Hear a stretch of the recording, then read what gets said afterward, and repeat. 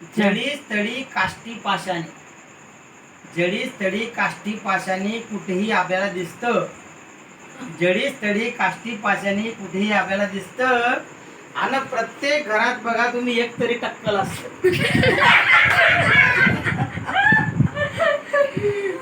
बरं असंही नाही की टक्कल व्हायला म्हातारा व्हावं लागतं.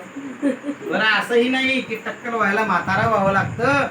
बापाच्या आधी पोराचंच लवकर शहाळ पिकतं. टाकल्याला स्वतःला प्रॉब्लेम नसतो, टाकल्याला स्वतःला प्रॉब्लेम नसतो, पण भोवतालचे त्याला छळतात. गेले रे केस, गेले रे केस म्हणून उरलेले उठून टाकतात.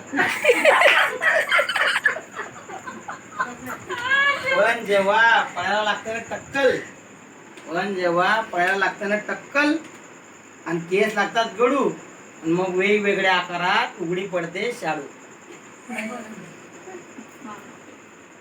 काहींच्या अगदी दर्शनी भागात अशी तारेची घासणी उरते, काहींच्या अशा दर्शनी भागात अशी तारेची घासणी उरते आणि तीच त्याला आयुष्यभर भांग पाडायला पुरते. काहींना मागे खड्डा जणू विहीरच खणली जाते, काहींना मागे खड्डा जणू विहीरच खणली जाते. काहींचं घर जातं पडून, काहींचं घर जातं पडून आणि कंपाऊंड वालच उडते.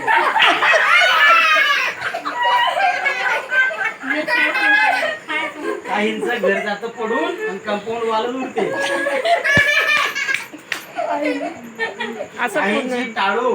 काहींची टाळू तर अशी मऊ जणू बेसनाचा लाडू, काहींची टाळू अशी मऊ तर जणू बेसनाचा लाडू.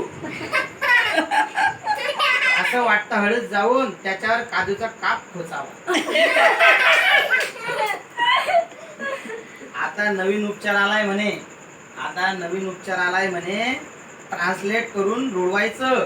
हे म्हणजे जंगलातलं गवत उपटायचं आणि अंगणात लावायचं.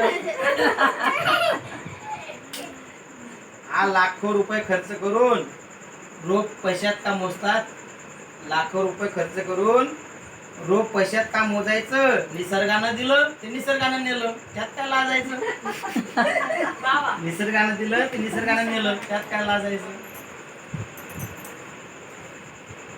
पण काहींच्या आयुष्याचे प्रश्न मात्र टक्कल पडल्याने सुटतात, पण काहींच्या आयुष्याचे प्रश्न मात्र टक्कल पडल्याने सुटतात. काही ठार वेळे सुद्धा उगीच हुशार वाटतात, काही ठार वेळे सुद्धा उगीच बुद्धिमान वाटतात. असो उगाच एखाद्याला जिव्हारी लागेल एवढा हा विषय ताणायचा नाही, असो एखाद्याच्या जिव्हारी लागेल एवढा हा विषय ताणायचा नाही. आणि कितीही म्हणावंसं वाटलं, आणि कितीही म्हणावंसं वाटलं टकल्याला तरी ए टकल्या असं